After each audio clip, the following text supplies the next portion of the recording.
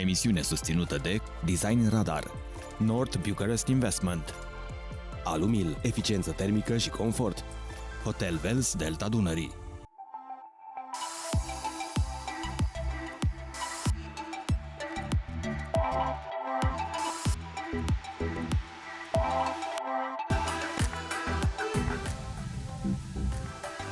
Cererea pentru locuințe este în creștere. Tendința devine tot mai vizibilă la finele anului 2023, în timp ce oferta continuă să scadă în mai toate orașele, ceea ce pune presiune pe prețuri.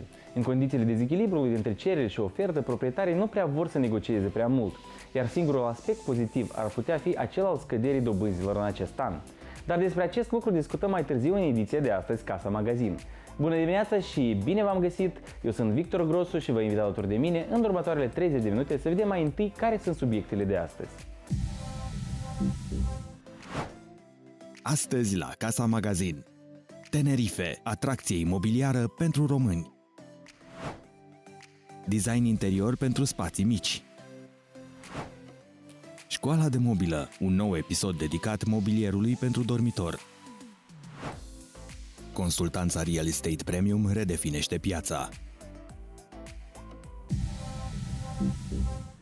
Apartamentele mici sau, mai bine zis, garsonierele comuniste pun întotdeauna probleme din cauza spațiului redus.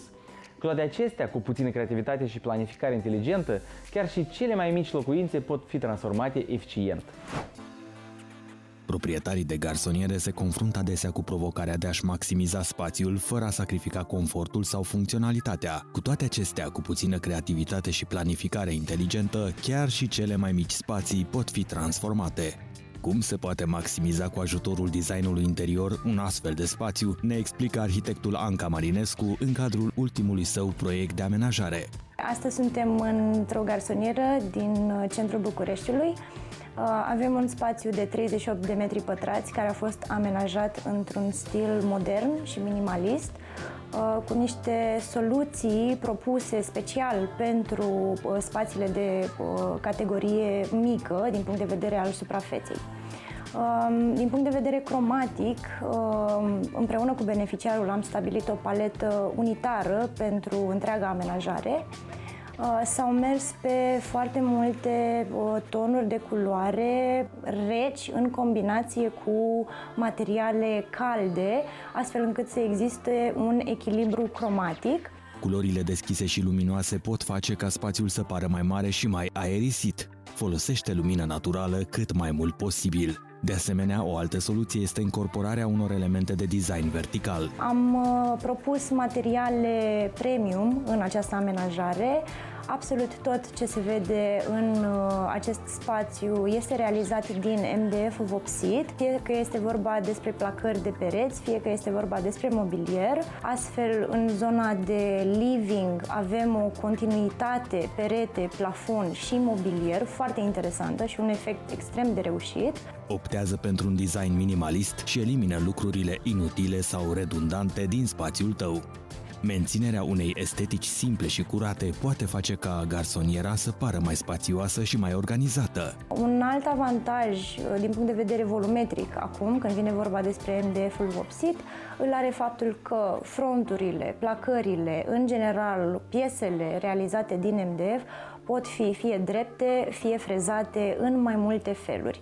Alege mobilier care poate fi adaptat nevoilor tale în funcție de momentul zilei sau de activitatea desfășurată. Optează pentru piese cu linii simple și contururi fluide care să creeze o senzație de spațiu deschis. Tot în această amenajare o să vedeți detaliul de vopsea decorativă cu care ne-am jucat atât pe pereți cât și pe zona de plafon. Precum vă spuneam, spațiul fiind foarte mic, materiale care susțin MDF-ul, decorativa, cuarțul, sunt materialele textile pe care le-am folosit și în direcția aceasta am optat pentru catifea. Atât draperiile cât și canapeaua sunt realizate din acest material. Integrarea bucătăriei într-o garsonieră este crucială pentru a maximiza eficiența spațiului și pentru a crea un mediu practic și plăcut pentru gătit și luat masa. În această amenajare, designerul a optat pentru blaturi din cuarț care contrastează cu frezajele de la nivelul dulapurilor de bucătărie, creând astfel un efect vizual plăcut. Sticla riflată este un alt material în trend de ceva vreme și este de cele mai multe ori soluția perfectă pentru locuințele de mici dimensiuni. O recomandăm în general pentru anumite zone de dulap sau vitrine sau, de ce nu, zone de bufet. Dă o senzație la fel elegantă, plăcută, atenție, permite să vedem ce se întâmplă în spatele fronturilor, dar nu avem o transparență 100%. Tot pentru acest tip de amenajări se recomandă și integrarea ușilor Filomuro, care se integrează perfect în perete, fără a avea un toc vizibil sau un cadru proeminent. Acestea sunt ideale pentru spații mici, deoarece oferă un aspect minimalist și pot fi integrate și în alte elemente de mobilier, precum dulapuri sau biblioteci incorporate, pentru a crea un aspect uniform și fluent în întreaga garsonieră.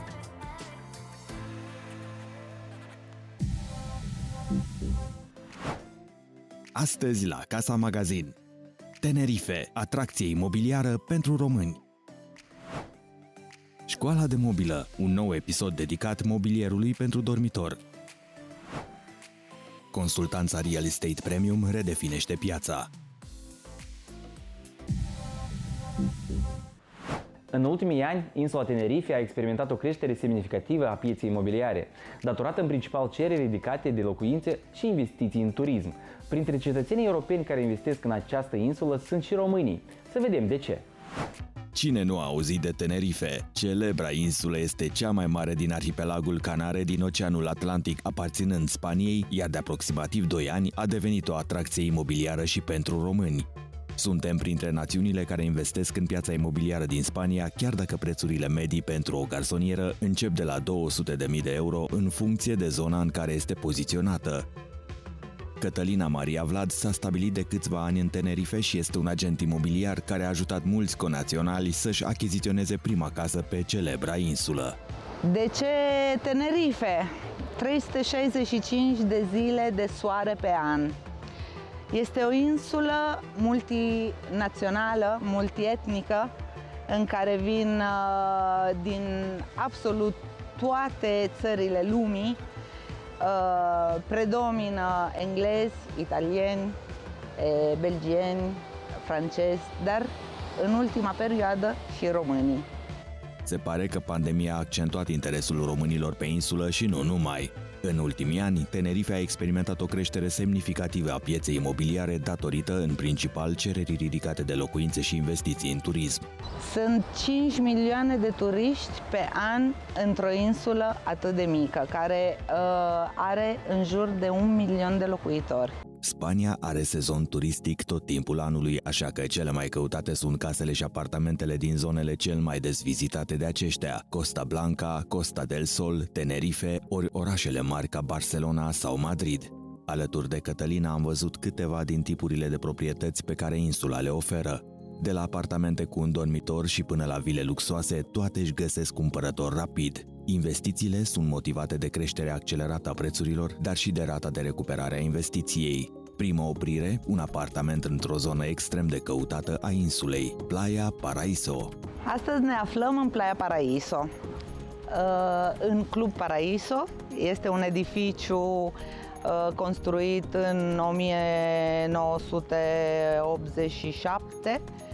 Sunt 4 blocuri aproape la fel, construite împreună. Erau hoteluri pentru bătrâni, după care în 2005-2006 le-au făcut apartamente. Întrebările cele mai frecvente ale românilor care vor să cumpere aici sunt: care este cea mai bună zonă ca investiție? Răspunsul: sunt zonele turistice precum Los Cristianos, Las Americas, Costa Adee sunt cele mai căutate, dar și cele mai scumpe. Prețurile aici pentru o garsonieră încep de la 200.000 de euro.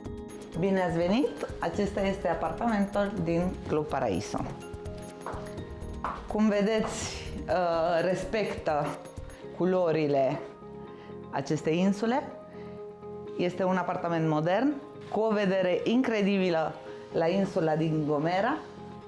Ceea ce vor să știe foarte mulți români care este rentabilitatea unui apartament în Tenerife. Cu cât se închiriază? Un apartament de acest tip suntem între 80 și 120 de euro pe noapte, depinde de perioadă. Considerând că se poate închiria 80% din perioada anului, are o foarte bună rentabilitate. În Tenerife, casele nu se vând la metru pătrat. Prețul se bazează pe alte criterii, cum ar fi vederea, poziția, distanța de plajă, îmbunătățiri sau dacă în complex se permite închirierea în regim hotelier. Cu cât se poate închiria? În zonele populare, media este de 100 de euro pe zi, dar, bineînțeles, depinde mult de perioadă și de numărul de persoane. Cele mai căutate proprietăți sunt cele care pot fi închiriate ulterior în regim hotelier, așa că vilele cu prețuri medii de 400.000 de euro și mai multe dormitoare sunt printre preferatele investitorilor pentru că au o rată de recuperare a investiției mult mai rapidă. Vreau să vă prezint această vilă astăzi. Pentru cine are un buget puțin mai înalt, dar nu exagerat de înalt. Este o proprietate cu 1000 de metri pătrați de teren, 350 de metri pătrați are construcția, este din 2006 și respectă puțin originile și tradițiile canare. Cu o arhitectură și un design ce amintesc de originile iberice, casa are spații generoase la interior și o grădină cu loc de grătar de aproximativ 1000 de metri. Mai mult, la demisolul clădirii se află un apartament pe care viitorii proprietari îl pot scoate la închiriat cu ușurință în sezonul turistic și nu numai. Aici suntem la demisol și avem un apartament independent de restul casei. Prezintă o bucătărie, un living, un dormitor și varie încăperi, baie și depozitare. Care este primul pas pentru a putea cumpăra o casă? Multă lume întreabă acest lucru fără să fi fost niciodată în Tenerife. Primul pas în achiziție este alegerea zonei în care se vrea investiția. Odată găsită proprietatea, se face o ofertă cu un depozit de 500-1000 de euro. Odată negociat prețul, se face un precontract unde se plătește un avans de aproximativ 10% din prețul casei și se stabilește timpul în care se va merge la notar. Poate fi de la un minim de 7 zile la un maxim de 60 de zile, dar se poate negocia și timpul. Suntem într-o locație exclusivă, în Playa Paraíso, o locație care are 5 hoteluri de 5 stele în împrejurim și se mai construiesc 2, iar această vilă, care o avem la vânzare la aproape 5 milioane de euro, este alegerea ideală pentru investiție sau pentru cine vrea să aibă o viață de lux. Acest tip de proprietate este foarte atractiv pentru cei care își permit prețul, pentru simplul fapt că poate fi transformat în hotel. Mai mult, este în cea mai căutată zonă din insulă, iar prețul de vânzare este pe măsură. Astăzi suntem într-o proprietate superbă în Playa Paraíso, o proprietate valorată 5 milioane de euro și l-am lângă mine pe colaboratorul meu, Matei. Ciao. Nice to meet you. Welcome to Villa Boutique. Here we are presenting you the 12 bedrooms, 9 bathroom business opportunity, which have the private swimming pools, offering plenty of options for your vacations on Tenerife. This property is currently on sale, looking for investor that we could present this marvelous business model. Numai de anul trecut și până în prezent, prețurile proprietăților pe insulă au crescut cu aproximativ 15%. Cu toate acestea, sunt în continuare atractive. Mai mult, autoritățile spaniole au încurajat investițiile imobiliare într-o legislație favorabilă.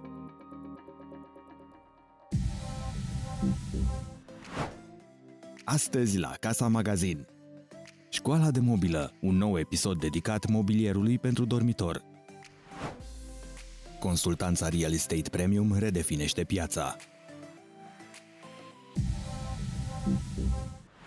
Apariția grupurilor de investiții în real estate a schimbat paradigma tradițională a pieței imobiliare. Aceste entități au adus beneficii considerabile în ceea ce privește eficiența, gestionarea riscurilor și dezvoltarea durabilă. În ultimii ani, peisajul investițiilor în real estate a fost martorul unei schimbări semnificative datorită apariției grupurilor de investiții. Aceste companii, formate din investitori cu viziuni similare și resurse financiare semnificative, au reușit să redefinească modul în care se desfășoară tranzacțiile imobiliare și să influențeze direcția pieței imobiliare. Unul dintre cele mai mari avantaje pe care le poți obține prin colaborarea cu astfel de grupuri este accesul la oportunități exclusive, cum este de exemplu portofoliul acestui grup din capitală. Avem în portofoliu cele mai bune proprietăți în zona de nord, la diferite etape a construcției, avem lansări de proiecte, avem proiecte practic finalizate sau care se finalizează în 3-4 luni și avem proiecte care au recepție făcută și la această etapă tot se pot obține deal-uri bune și prețuri interesante. Acest tip de business este mai mult decât o simplă agenție imobiliară. Se adresează atât celor care vor să investească în proiecte imobiliare, dar și celor care vor să-și achiziționeze direct o locuință. Compania noastră nu este doar o agenție imobiliară, este și o companie de investiții, ceea ce înseamnă că lucrează cu cei mai mari și importanți dezvoltatori, cu preponderență în zona de nord, având la moment peste 60 de proiecte care sunt atât în fază incipientă, cât și în finalizate sau în curs de finalizare anul acesta sau cel mai târziu anul viitor. Poate unul dintre cele mai mari avantaje pe care o astfel de companie le aduce celor care vor să-și cumpere o locuință este faptul că oferă acces la oferte speciale, la prețuri exclusive, dar și pentru că se ocupă de tot procesul legislativ și de elaborare al documentelor de vânzare-cumpărare. Nu percepe comisiuni de la cumpărătorii finali, noi avem grijă de pregătirea actelor pentru creditare. În primul rând avem oferte speciale de la unele bănci sub rata dobânzii normală, avem un mic discount de la ei. Încercăm cât mai rapid și comod să le asigurăm procesul de creditare. Unul dintre cele mai mari avantaje ale investițiilor imobiliare prin intermediul unui grup de investiții este posibilitatea de a diversifica portofoliul. Avem un preț special la lansare, sunt primele 50 de apartamente, 60 de apartamente lansate de un dezvoltator, care încercăm să le oferim investitorilor noștri ca să aibă un randament la revânzare peste un an sau pentru închiriere long term. Investitori sunt și cumpărătorii care investesc o sumă de la 15.000 de euro, avem proiecte 30.000 de euro, avem proiecte ca avans, undeva în mediu asigurând un randament de 13, 14, 15% anual. Prin participarea la un grup, investitorii pot accesa o varietate de proprietăți și proiecte, reducând astfel expunerea la riscuri specifice unei singure proprietăți sau piețe imobiliare. Dacă vorbim de cele mai solicitate tipuri de proprietăți, atunci când vine vorba de o investiție, cele mai solicitate sunt studiourile și apartamentele cu 2 camere, însă dacă vorbim pentru locuit, avem cerere mare pe apartamente de 3-4 camere penthouse-uri.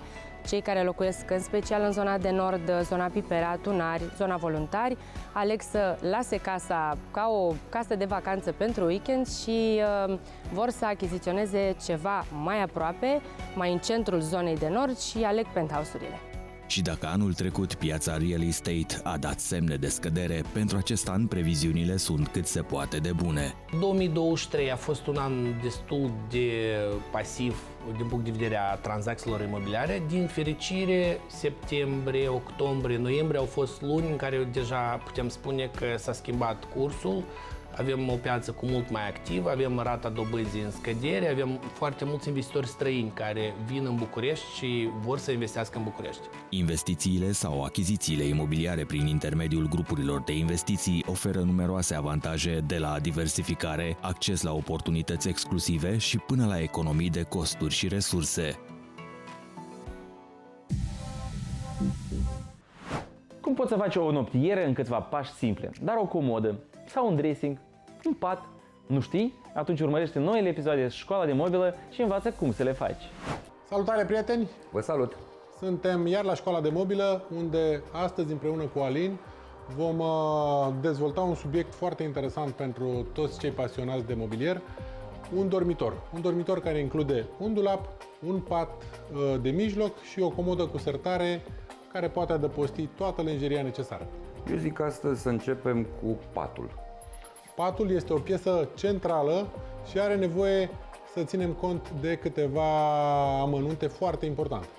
Este vorba de un pat care are o noptieră în stânga, o noptieră în dreapta, un pat generos, să zic, pentru că s-a ales salteaua de 2 metri lungime cu 1,80 m lățime. Patul pe care îl propun astăzi este un pat ce ascunde foarte bine prize, ce poate să preia foarte ușor prize și întrerupătoare. De ce? Pentru că are o tablie foarte groasă, de 10 cm. Având un pat de 1,80 m și 2 noptiere, asta înseamnă că merg pe maximul de pal posibil, 2,70 m după ce l-am tivit să rămână piesa curată. astfel încât îmi mai intră în stânga și în dreapta patului, mai rămâne spațiu de 40 cm în noptieră, stânga-dreapta. Prietenii noștri în continuare o să afle cum se proiectează acest tip de pat, apoi, trecând prin laborator, cum se prelucrează palul și, într-un final, cum se montează. Exact cum ați văzut și în episodul trecut, montăm pas cu pas diverse piese de mobilier într-un apartament, astfel încât să aibă legătură între ele și să fie complet și funcțional pentru beneficiar. Am stabilit la proiectare că lateralele patului și tablia mică vor fi groase de 36 de mm.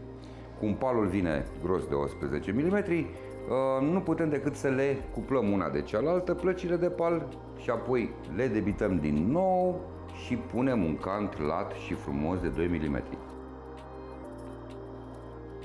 Patul nu e pat dacă nu are și noptierele incluse în proiect. Și când spun noptiere, e o chestie foarte simplă. Noptiera de la proiectare știți că are două capace și două laterale, lateralele venind între capace.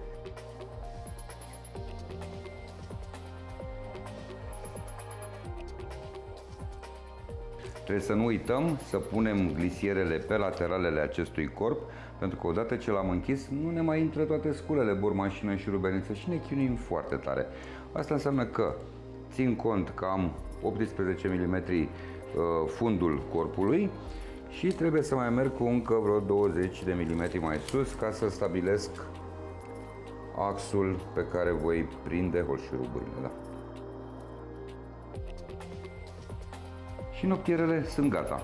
Avem noptierele gata, rama patului e gata, tablia e deja debitată, cântuită, vom merge la apartament și acolo le vom monta pe toate, inclusiv somiera cu sistemul de ridicare.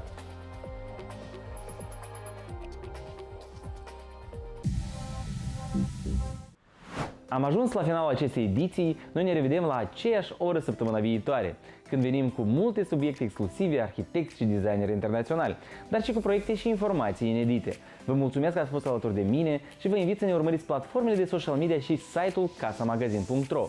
Pe mine mă găsiți pe contul de social media Victor Grosu și pe vlog pe YouTube, uneori periodic un video nou despre design interior. Follow and subscribe!